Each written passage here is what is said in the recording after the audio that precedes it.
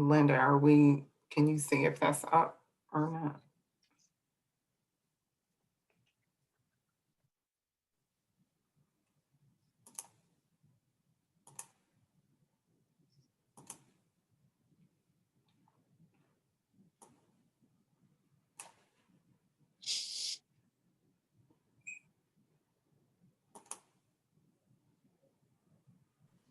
Sorry, I didn't know if you hear me. Yeah, we are up on Facebook. Okay, perfect. And are you seeing the screen? Yes. Okay, great. Well, good evening, everyone. We'll go ahead and get started. This is the second round of public engagement meetings for the city's tree ordinance rewrite project.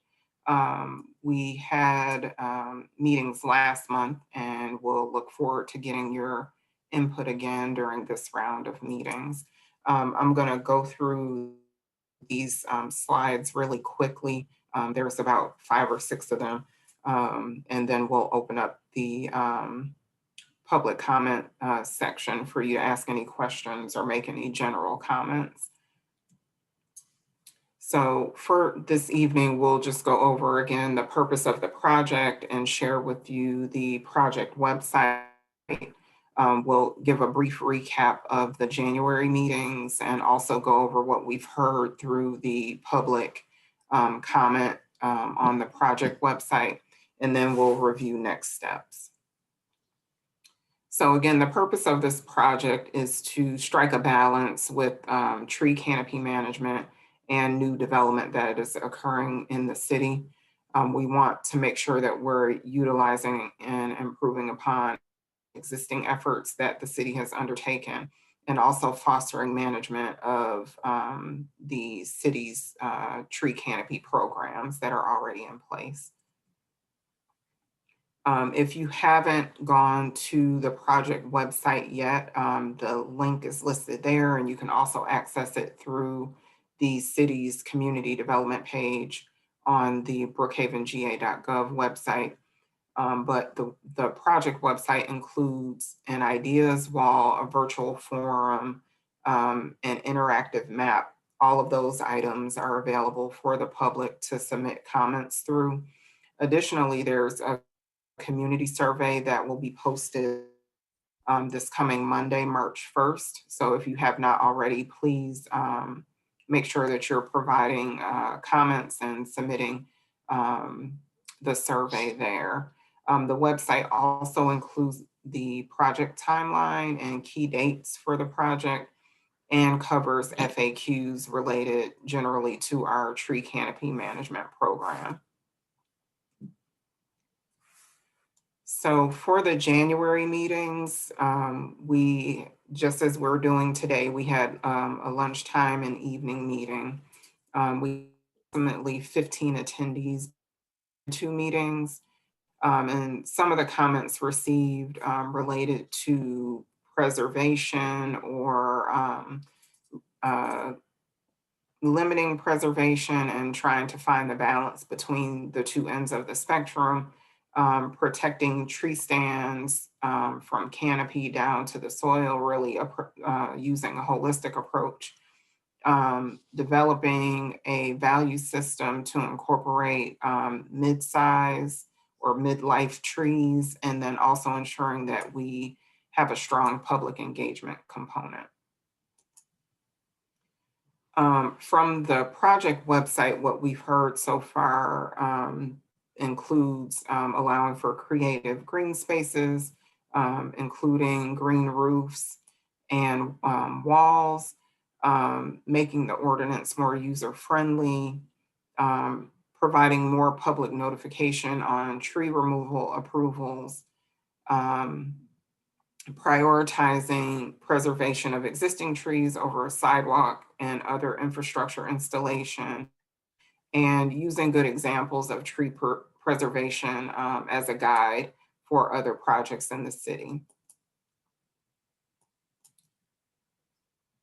So as far as next steps for the project, again, we kicked off in January and are in our second round of public engagement meetings today.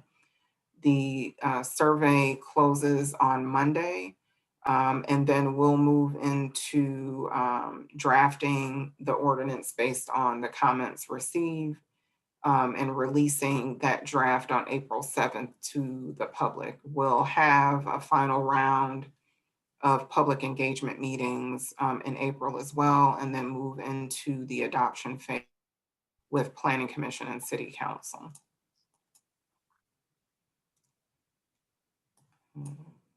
And again, those were our quick kind of overview slides. Jeff, I don't know if you had anything you wanted to add before we open it up to the public comment. Yeah, nothing to add. Just I want to thank everybody for getting in on this fourth public engagement session tonight. We're here to listen and answer any questions that anybody has as we move along with developing the guidelines and the concepts that are going to drive the rewrite of the tree ordinance.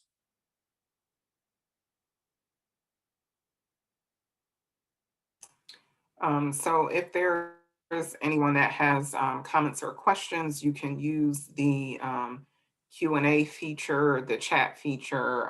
If you're on Facebook Live, you can provide comments and questions there, or you can raise your hand and we can allow you to speak.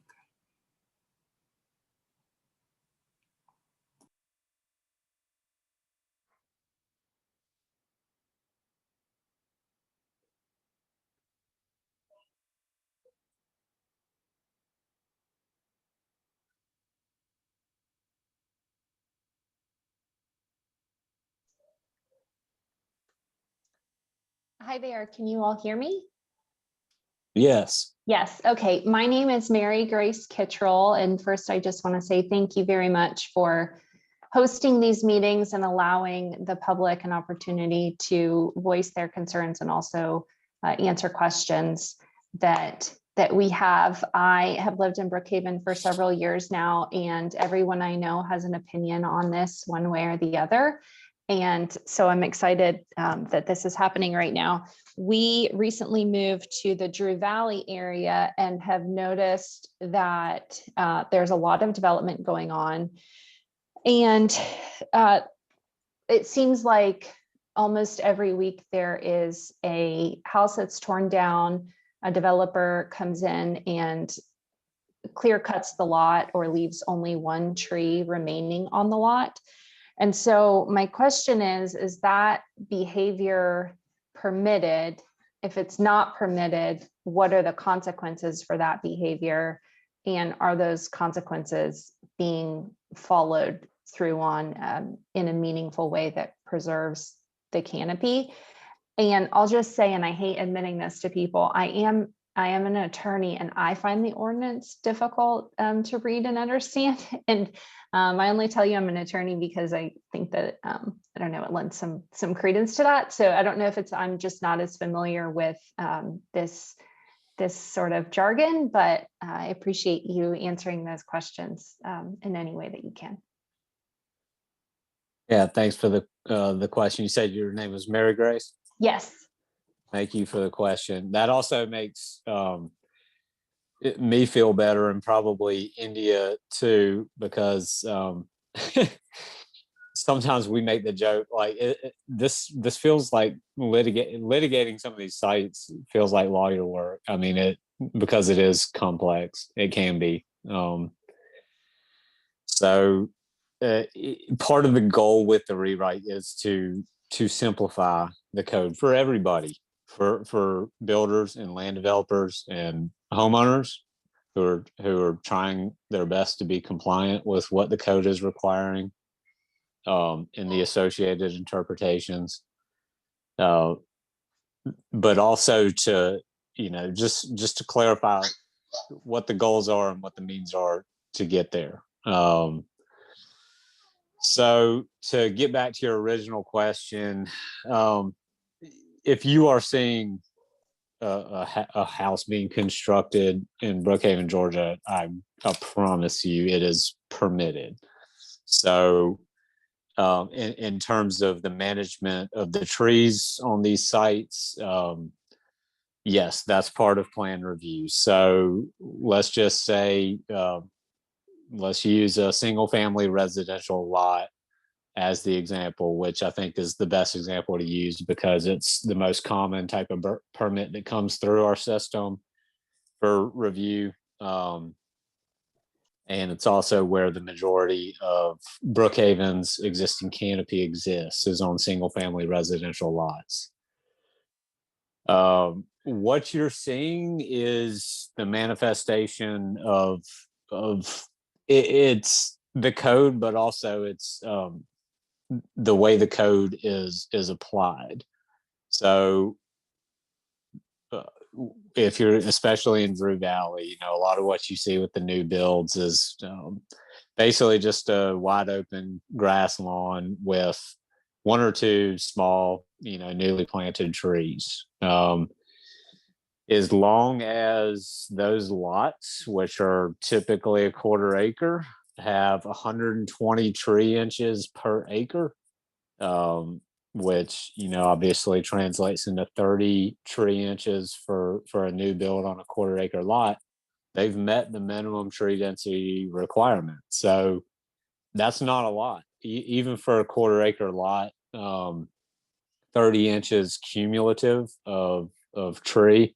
And for people who might not be familiar with kind of tree jargon, when you're talking about inches, what you're talking about is the diameter measurement of a tree measured 4.5 feet above the soil line. So if you take all those measurements on all the trees on the lot for a new build and they add up to at least 30 inches for a quarter acre lot, then the density requirement is met. So yes, what you're seeing ultimately is a manifestation of the current code. Did you Thank want to you. comment on penalties for that if they aren't being met or if they? Yeah, so right. So if they're not being met, and I'll say this too, for those of you who maybe don't know the recent history of tree preservation in Brookhaven and the Arborist Division, is I was hired by Brookhaven in August of just last year. So I haven't been here a very long time. It's a new position. And India Woodson, who is on this call as well, she's the other city arborist, and she started in November, I believe. So it's difficult for me to be able to speak to how things were managed even as recently as 1 year ago. All I can really speak to is how they have been managed since India and I came on board, and how they will continue to be managed, which is every site will have to be compliant before the site final inspection is approved and the CO is issued. But also navigating the review process and trying to have that conversation with builders, most of whom are more than willing to have that conversation about not just meeting the absolute bare minimum requirements, but doing some workarounds where there are some good quality trees on a site that can be saved, that don't present any insurmountable conflict with the use of that property.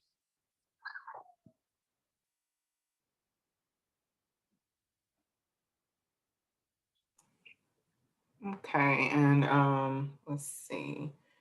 We have a couple of really one recommendation in the Facebook comments. The way alternative compliance works should be removed from the current ordinance. Do you want to talk about that really quickly? Sure. So the way the alternative compliance clause really operates in the code is specific to specimen tree removal recompense.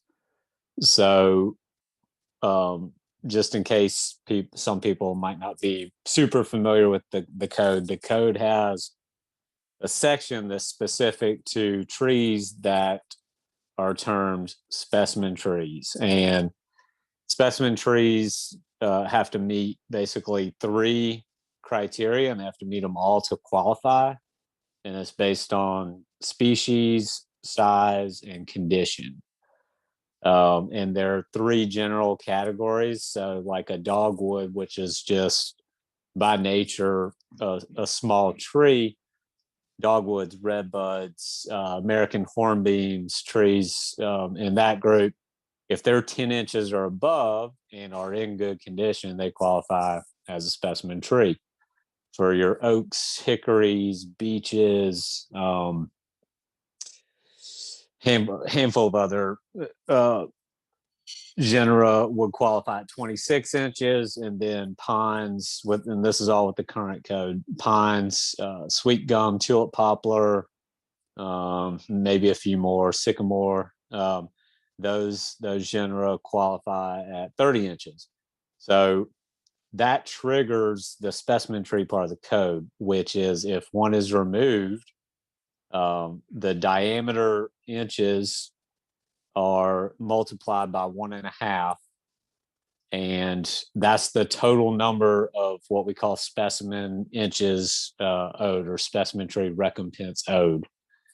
And the option is out there to recompense those inches by way of replanting or by way of paying a monetary fee into the Brookhaven Tree Fund, or typically what we see is a combination. Let's say 2 specimen trees were taken out and that totals up to 95 inches for a 1/4 acre lot. It's not practical to have the builder try to recoup all those inches by replacing trees on that site. You take the available amount of impervious surface left on that 1/4 acre lot after the new build. You're not gonna be able to squeeze in 95 inches of replacement tree. So you agree to a certain quantity at a certain size with approved species that are appropriate to be replanted in some available space on that lot, and everything else is recouped by way of monetary recompense into the tree fund. What we then do is turn around and we use money collected in the tree fund for all things that are related to management of the tree canopy, existing and future, for the city of Brookhaven. So things that will qualify for using tree fund money on would be invasive removals and some of our more natural park spaces, the North Druid Hills Green Space across from Cross Keys High, Ashford Forest Preserve, spending money on spading out trees that are otherwise gonna, basically get excavated and hauled off in a dumpster or put through a wood chipper to actually relocate to a new and appropriate receiving area. We're we're contracting out right now some specialized tree care work for Blackburn Park for a lot of the older growth oak trees along the frontage at Blackburn Park that are all in reasonably good shape, but have definitely been impacted by, years of power line pruning for the overhead utility over there. So just things of that nature.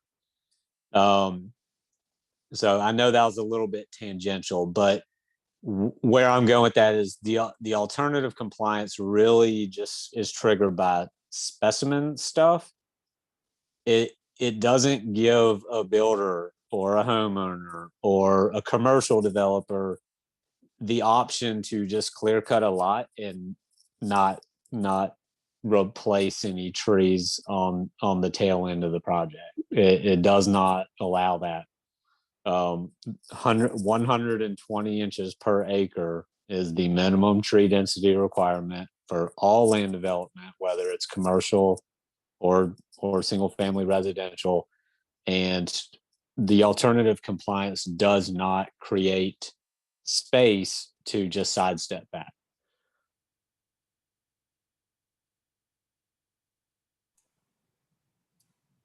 Thank you, Jeff. Let's see. So the next comment and question is, since caring for trees long-term is a common issue, people don't want to do it. What can you do for people who care for old trees?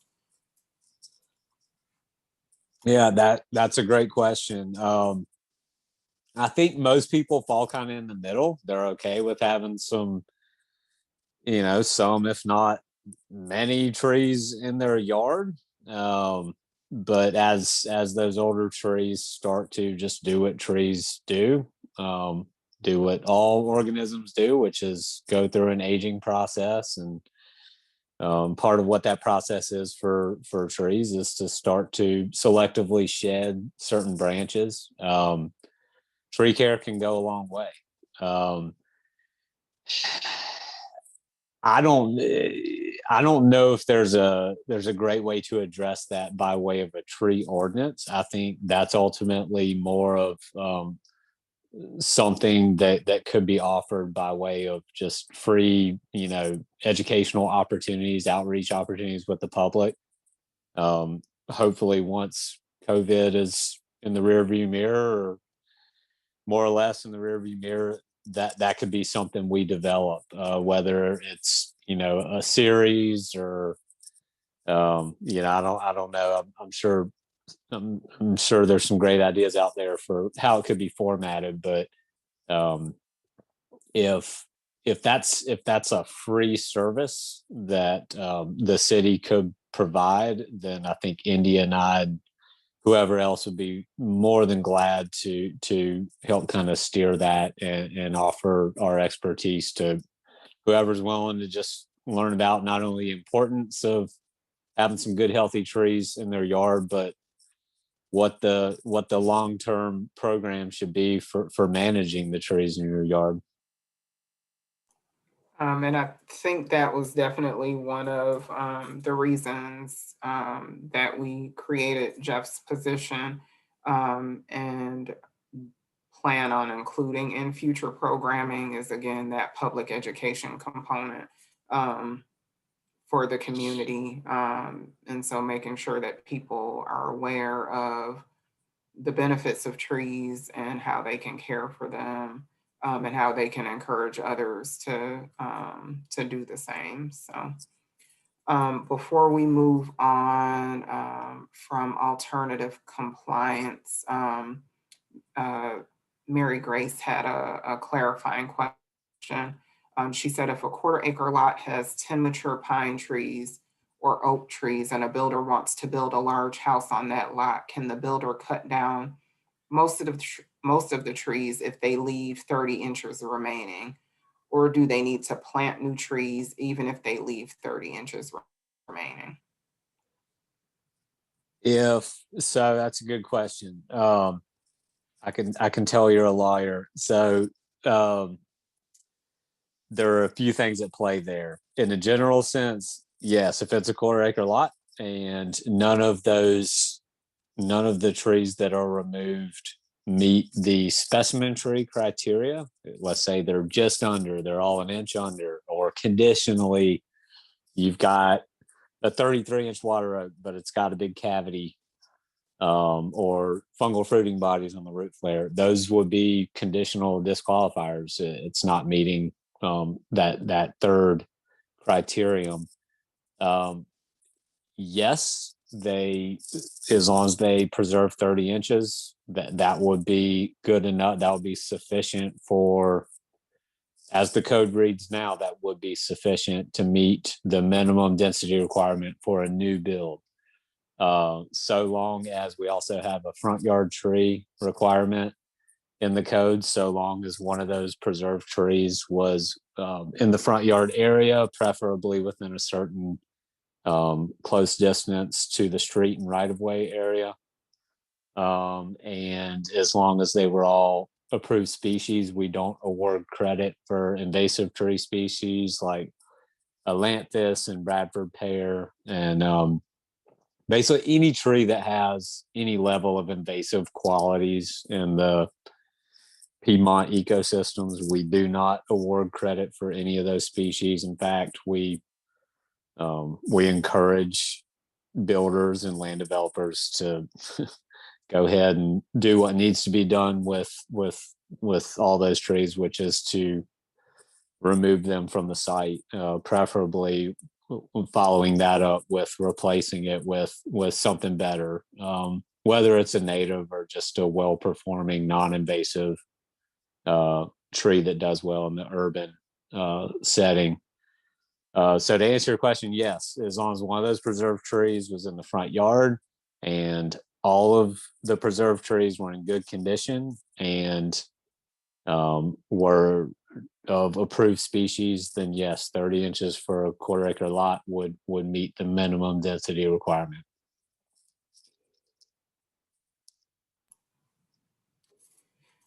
The next question is, setback areas on lots are frequently graded and few trees are left. Is there a way to stop the grading, at least in setback areas, to protect more trees? So let me get some clarification. Are you referring more to the sides of a lot? I believe so. Mhm. Yes, and there are instances where that occurs. There's an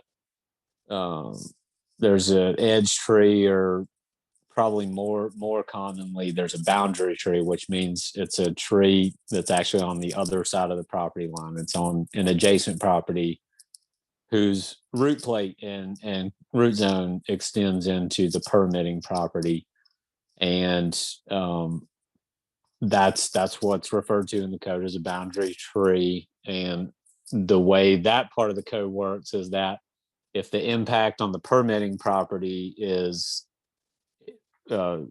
remains less than 20% of the entire critical root zone of the boundary tree, and none of the impact is on the structural root plate of the boundary tree, which is just half the radius of the full root zone, then it's considered an agreeable level of impact, where the rest of the boundary tree part of the code isn't triggered. If the impact is greater than 20%, then the next step is to draft a boundary tree agreement specifying the terms, acknowledgement of potentially excessive impact to the tree from construction activity on the permitting lot next door, and what the responsibility is for the permitting property. And that's, in my opinion, that's the trickiest part of the code. It probably will continue to be. What we always hope for is to reconfigure some things, or however it is, to keep that impact minimal to where the tree can be preserved. But sometimes, I mean, if you think about it, the lot sizes are not changing in Brookhaven, but the building sizes are, sometimes in a big way. So it's difficult to navigate that when one part of the code says the building envelope of a, let's just go back to a 1/4 acre lot, can be expanded, side to side. It can grow another 20, 25 feet. When the lot size isn't changing, that can put you right against the root plate of a lot of these edge trees, a lot of these boundary trees. So it's a tough one to navigate. In terms of grading, like I said, it's that you're right. That is what you see a lot of times, is just the silt fence and the tree protection is just right up to the edge. But that's why. It's because the lot size isn't changing, but the building sizes are. But you will see plenty of examples of curvature in the tree protection along the edge. And if you see that, it's almost guaranteed that we're having someone stay completely outside of the root plate of a boundary tree. The other options for those situations are if the permitting property, the contractor with the permitting property, or the homeowner with the permitting property, and the owner of the tree next door can agree to where basically the impact is acknowledged, but they agree to preventative care for the tree, which we call a tree prescription. It's something a certified arborist will write up. They assess the impact of the tree, the condition, species, all that. And you literally write a prescription for what that tree will most likely need and require to make it through the added impact of construction and remain, a viable, healthy tree on the other side. Typically, what prescriptions involve, they vary, as well they should. But typically what they involve is root fertilization. And personally, every arborist kind of has their own preferred, bag of goodies, so to speak. But I'm really big on using bioorganics, inoculating the soil, beneficial microbes, because typically where you have that level of impact, the grading and the excavation that's going on, you're also impacting the ecosystem that's in the soil. And so much of that ecosystem is, so many species of mycorrhizal fungus and bacteria and protozoa, they associate with the roots of the trees. And what's going on is an incredibly dynamic, complex network, where basically the trees are swapping carbon that they produce via photosynthesis with the 14 mineral nutrients that they have to acquire out of the soil. That a lot of research is showing, these mycorrhizal fungus and bacteria are exponentially more efficient at mining and acquiring out of the soil than trees and other plants are on their own. In fact, most trees are pretty poor at extracting the 14 mineral nutrients out of the soil on their own. It's almost an obligatory symbiosis they have to have with a lot of these soil dwelling microorganisms that have evolved to do a way better job with it. So all that to say, when you impact that area, if you're in a situation where you're above 20%, there's excavation and there's some grading going on, that's always going to be a line item on a tree prescription. Some things you'll typically see with it are root pruning. So where you are excavating into the root zone or having to grade into the root zone, it's important to just put a clean cut on any roots that are severed or torn during that process. Preventative insecticidal spraying on the base of the trunk for wood-boring insects. As trees go through stress, they release certain pheromones into the air. Wood-boring insects are incredibly perceptive to detecting those pheromones. It's basically like a homing device. So they'll move in on any tree that's undergoing a certain amount of stress and releasing those pheromones. So it's a good idea, on average, to do a couple applications of preventative insecticidal spray on the trunk for wood-borne insects. So again, sorry, I'm a little bit on a tangent here, but there are ways to navigate the edge trees, boundary trees, things of that nature.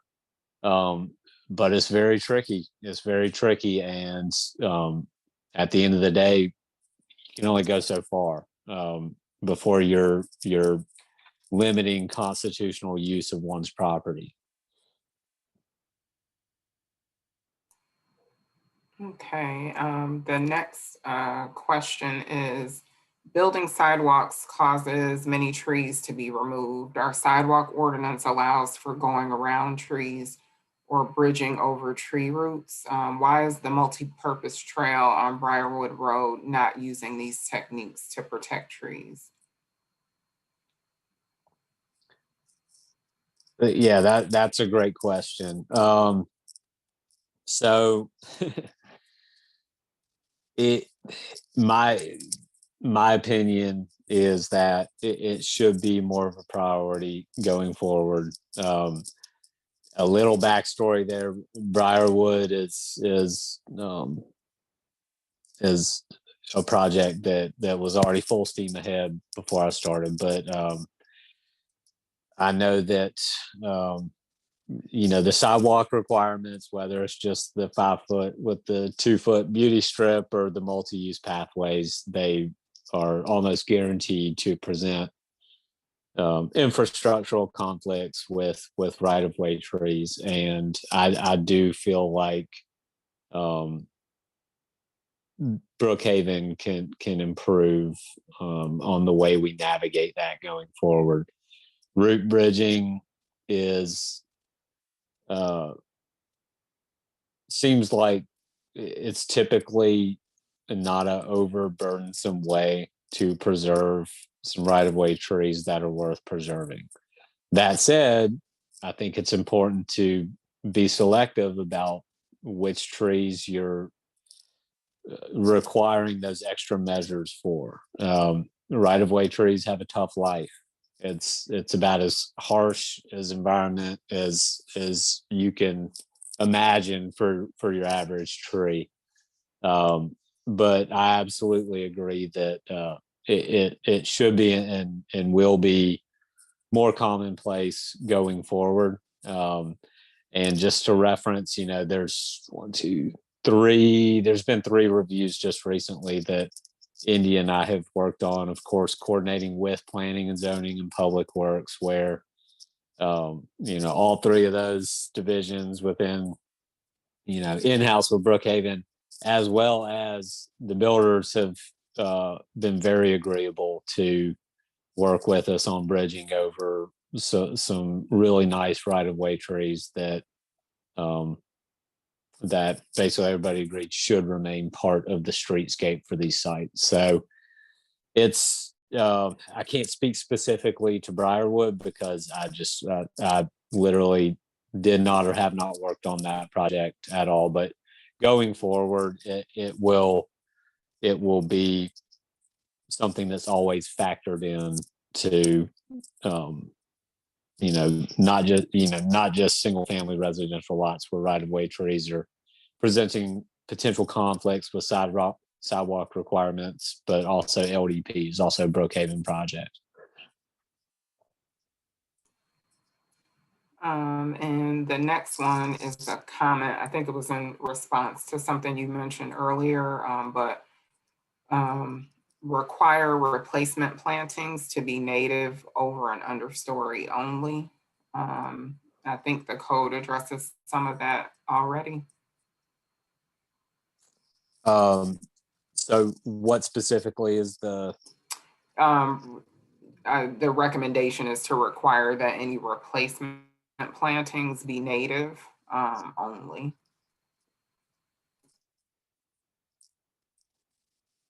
Okay. I think that that's a good platform from which to. I can't say I fully agree with that, and I know this is just input, but I'm willing to have that conversation. I think staying away from invasive species, absolutely, 100% agree with. We're already doing it. It's already in even the existing code. I'm just not sure how that part of it's actually been managed. But I really think that you're maybe putting yourself a little bit too much in a box, a little bit too much in a corner if you're trying to go strictly natives, especially if you're trying to go species only, and you're trying to get away from even using cultivars that have been bred off of pure species lines. So to give you a little background, my background's more in just full on park horticulture, landscaping, things of that nature. My personal philosophy is whether you're talking about the canopy of a city or a 2,000 square foot landscape, I always like to achieve the 2/3 mark with natives. I think if what you install is 2/3 native, and that other third has zero invasive qualities in the ecosystem, it seems to me like you typically strike a really nice balance with that approach. The Deodar cedar, for instance, I could list off a handful: Chinese elm, lace bark elm, the London plane tree. These are incredibly tough. Trident maple. These are incredibly tough, nice urban trees. They're not native, but they do not have invasive qualities. And I think if you try to step away from that part of the palette, you might be limiting yourself a little too much. Okay.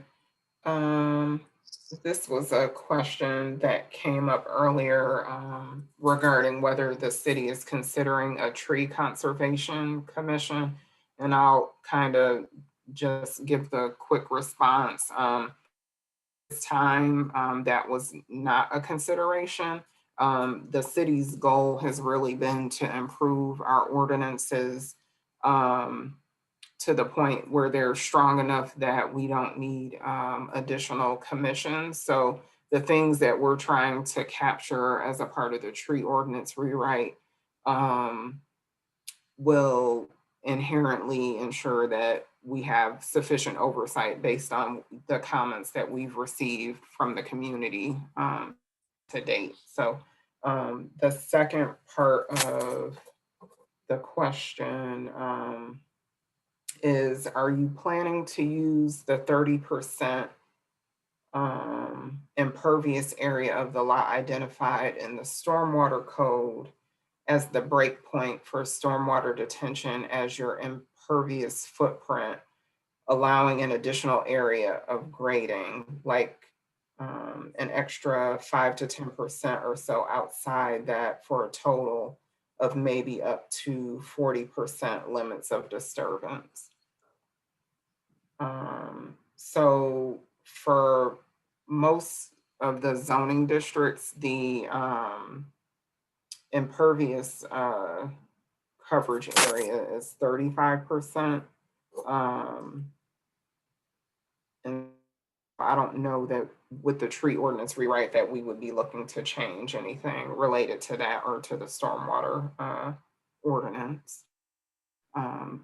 Jeff or Linda, I don't know if you have anything else that you want to add on to that.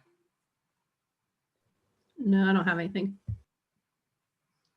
I don't have anything. That similar thought was brought up at the noon time meeting today, and it was specifically regarding like having a special review or commission for tree removals from homeowners as they come up. And I would agree that's something you can capture with the code, with rewriting the code. For in that particular example,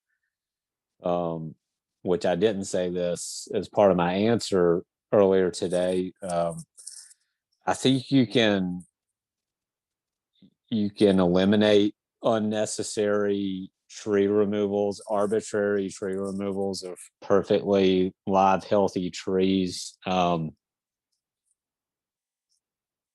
just by eliminating the arbitrary drop and the required density minimum. After 5 years of the issuance of a CO, that original 120 inches per acre just arbitrarily drops to 60. So if that CO was issued over 5 years ago, and this actually just really affected a review I was working on, it just goes from 120 per acre to 60 per acre like that. And if the current code allows it. So if a homeowner just decides all of a sudden, okay, these trees were preserved during construction and they're really nice, but for whatever reason, I want to take out these two 25-inch white oaks in my backyard now. If there wasn't that arbitrary drop from 120 to 60, then there would be less space for some of those removals to happen, and there wouldn't be the need for a review board to push back against those requests. The next question is whether or not we can require replacements with taller trees. It says require a 15 to 20 foot tree replacement. You mean like it's that height when installed? Yes. Mm-hmm. So I think it's a good thought, but if you're familiar with tree production, so really anytime a tree that is around 2.5 inches caliper, which is just the diameter measurement at the base, or bigger, is installed, here's what the life of that tree has been. That tree was grown in a field in ground. It wasn't grown in a container. It was spaded out of the ground at some point when they were ready to bring it to market and sell. When a tree, let's just say a 2.5 inch caliper tree, and I'm going off that just because that's the minimum code requirement right now. When a field grown tree is spaded out of the ground, it can lose up to 90% of its root system. So it's almost amazing that most species of mass produced trees anywhere you are in the world can withstand that. They can withstand losing 90% of their root system. They get put into a burlap sack and a wire basket. It's called B&B. And they can sit above ground in that burlap for anywhere from a week to a month to a year before they're sold. So when they're installed, they've had a rough life. They've had a rough go of it for a while, and they've lost most of their root system. So what you'll see with your average B&B tree is it just sits. It just sits for a few growing seasons, and it doesn't die, but it doesn't grow either. It just sits. And that's why it's having to regenerate so much of its root system. So there is data showing that the bigger you go in size, the lower the establishment success rate is, and the longer it takes to start to see new growth on that tree. That said, there are some absolutely excellent tree companies out there, including in the state of Georgia, who are more than capable of delivering a good quality tree that is the size you're referring to 5-inch, 6-inch, 7-inch caliper trees that are already 15, 20 feet in height. It's just difficult to pull off. And the other thing is this, it's tough enough to pull off when you are managing the project. Let's say we wanted to plant 12 20-foot tall Princeton American elms at Brookhaven Park as part of its renovation. I know that if I'm overseeing that part of the project, I could pull it off with a heck of a lot of oversight and only going with highly reputable tree companies. You can't manage any of that with a privately owned piece of property. All you can do is require those basic things. You can't manage the execution, the sourcing, all of that stuff. So I like the thought. I just think that if you look at the data, the survival rate of smaller trees tends to be better, especially when you know that the execution might not be superb. The sourcing might be questionable. And I think where you are better able to address that with code, and we're already doing this as well, is to have better tree planting details, because oftentimes you take this tree that's already gone through that process I've just described, and then you add on the fact that they're planted incorrectly oftentimes in like 5 different ways, and now you got an even bigger issue. So where you can address that is having very exact tree planting details, where specifying the required soil enhancements and conditioning that comes along with the planting of all required replacement trees is something that you can spec and detail in your code and inspect. That's all 3 of our site inspectors right now are certified arborists. So that's something that they have training in that they can verify on site. In addition to that, for LDPs, for bigger commercial sites where obviously the stakes are higher in terms of more replacement trees going back in, and the need for, really high level of establishment success for all those replacement trees, that's something that India and I are going to prioritize. We will be part of that inspection team that goes out there to check for soil amendment. Is the planting correct? Is the material that was actually installed in good shape, or was it beat up during extraction? Was it beat up during transport? All those things. Okay, and I'm gonna, Ryan Smith has his hand raised, so I'm gonna bring him over so he can talk. Hi, this is Ryan Smith. Thanks again for taking the time to get some input today. I live over in Pine Hills in the Brookhaven side. I guess was just curious to hear any thoughts about measures that could be taken to improve enforcement of the code, particularly for things that are not new builds. It seems like a challenge to kind of enforce the code for people who are taking down some of these specimen trees in the single family homes, and what we can do to kind of improve on that. A couple of things I've seen mentioned are asking for kind of posted notice for tree removals, which would allow kind of the public to be aware of when trees are going to be taken down, and not just kind of realize after it's already down on the ground. Right. I think you brought up, something that is very important that needs to get addressed.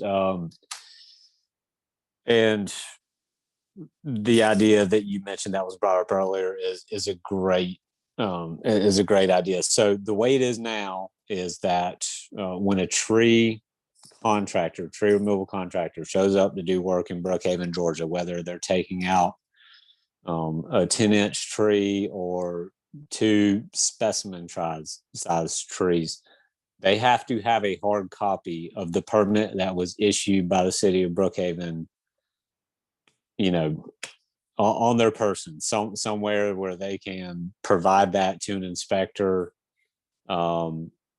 if they are asked to provide that. So it's better than nothing, but and I think, you know, what I'll say, a lot of the reputable tree companies who do business in Atlanta and in Brookhaven, they know this.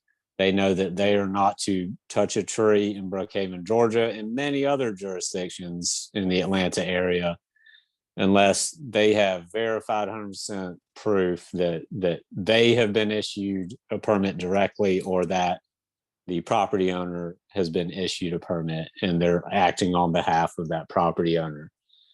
That said, it is just an 8.511 piece of paper. You know, all it takes is, you know, a crazy morning where they forget to print that sucker out and they show up to do the work and the permit's been issued, but they don't have a hard copy of it, or somebody folds it up and they put it in the glove box. And yeah, if you're the neighbor across the street and you see this going on, you have no way of knowing. So then you got to get online and poke around to see if you can find a permit by way of open records, or you can put in a service request, or you can call somebody who then might have to call somebody who then might have to call somebody. And, you know, all that while the crew's still over there working in that yard, and another tree just came down. And by the time response has been made, 3 trees are down. And, you know, we're finally able to verify if these are illegal removals or if there is in fact a permit associated with what's going on. So it's a really good point. I think the idea earlier was just, okay, you're already issuing a hard copy. You're issuing a permit. It's not hard copy, but they are instructed to print that issued permit out and have a hard copy when they're doing the work. Just like with variance signages and permit boxes for new builds, have something of that nature that they have to stake into the ground. It's big, it's visible, and it's right out there along the street for anybody to see, whether it's that you know, neighbor across the street, or you know, a Brookhaven inspector, or me or India, or whoever it is. It's an easy way to communicate what's going on, what's been approved, and what hasn't been approved. Right now on the issued permit, we actually define what the scope of work is, and it's listed out. It says scope of work, removal of 2 trees, and then those trees are listed by size, by species, by location in the yard. So that could be something that's on that bigger posting. So not only do you know it's approved, but you know that, okay, it says here there's 2 trees removed and I see 4 fresh stumps. So call it in, we got an issue. The next question is, what experience have you had with, or what programs are you aware of that educate homeowners on the value of keeping more trees and taking care of the ones on their lots? Can this be another smaller lever for us?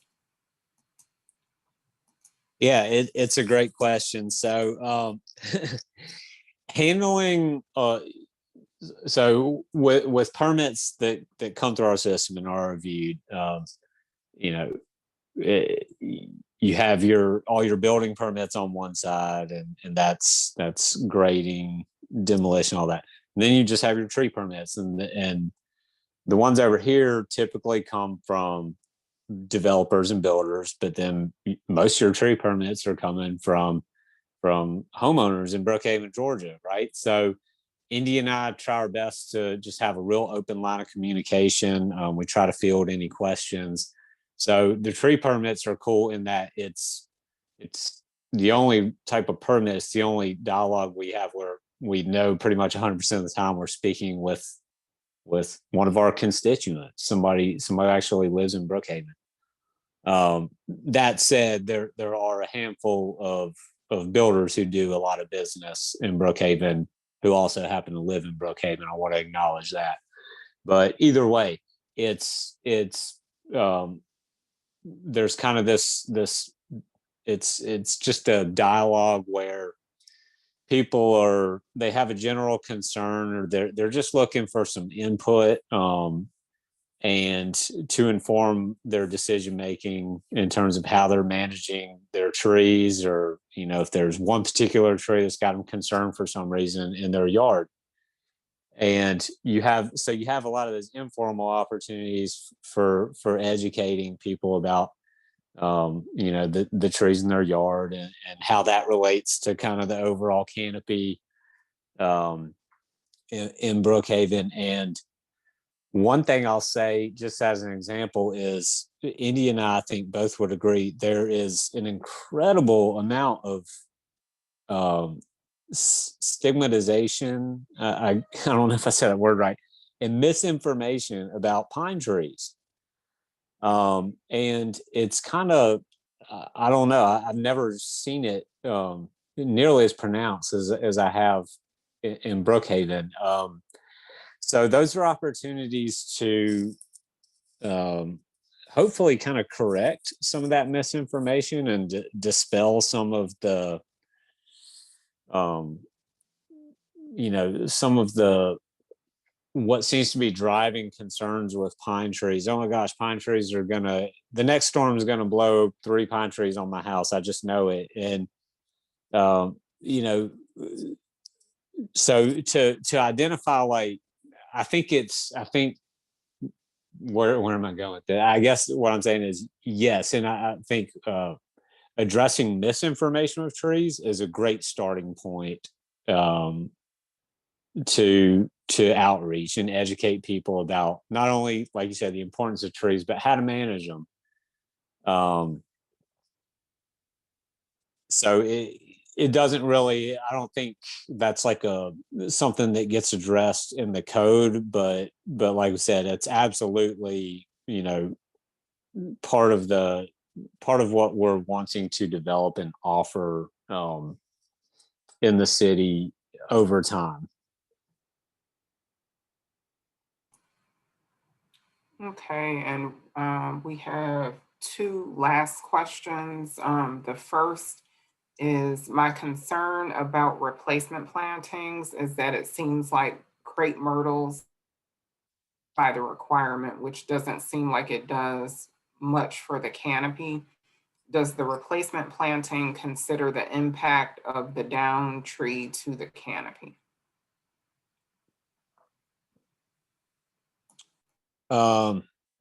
Okay, I'll answer the first part, and then I might need a little clarity on the second part. So the first part is, you're absolutely correct. You drive down some of the blocks, Drew Valley. I mean, there's a bunch that come to mind, and like I said, you see just a cleared out front lawn. It's nothing but grass and 1 crepe myrtle, or nothing but grass and 1 Japanese maple, and those are not overstory trees. And since I've started doing reviews and India started doing reviews, we 100% absolutely do not allow those trees to qualify to meet the front yard tree requirement. The front yard tree is intended to provide the next generation of shade trees for our streetscapes and our sidewalks. And the fact that at any point in time a crepe myrtle or a Japanese maple was approved to count to meet the front yard tree requirement, in my opinion, is pretty silly. It's a terrible mismanagement that has already been corrected.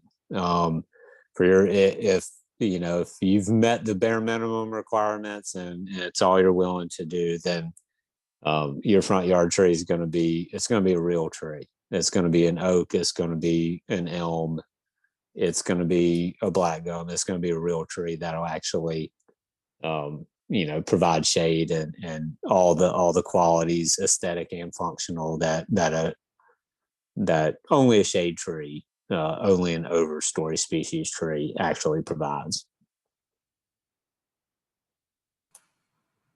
Okay, and then there was one more question in the chat. It says, how about we add an arborist review? Tree for tree plantings before building certificate approvals are given. And I'll just jump in on that one. I think when you talk about misperceptions, Jeff, that has been some of the misperception here in Brookhaven, that building permits are issued and no tree removal review is going on. And that's not the case. All rezonings and variances, as well as land disturbance permits and building permits, have a tree review by the arborist team that is completed. And so before any construction starts, and I think Jeff mentioned that earlier, our land development team is making sure, or Linda may have mentioned it earlier, is making sure that the tree save fencing, that the erosion control requirements and everything are in place before construction gets underway. And then we're also doing periodic inspections to make sure that that sites are in compliance. And then we also, when the community raises concerns about sites where construction materials have been placed on the critical root zone, or the tree safe fence is down, or erosion control is down, then we're also doing compliance inspections after the fact. So the city is consistently following projects from before the time that a permit is issued, as it relates to tree removal, and throughout the construction process before certificates of occupancy are issued. So Jeff, I don't know if you wanted to add anything to that. No, you covered it. It's all reviewed. It's all reviewed, and I think it's you're kind of getting now into, you've got the code stuff, but then you have just you have the resources and manpower, and basically added a second arborist for the first time in the history of Brookhaven. So it's arguably, sometimes it still doesn't feel like enough, but you've divided the workload, the manpower, by two. And that's a good thing. That allows a little more time for better review. It allows time for us to, have walkthroughs before, sometimes even before the site plan is even drawn up.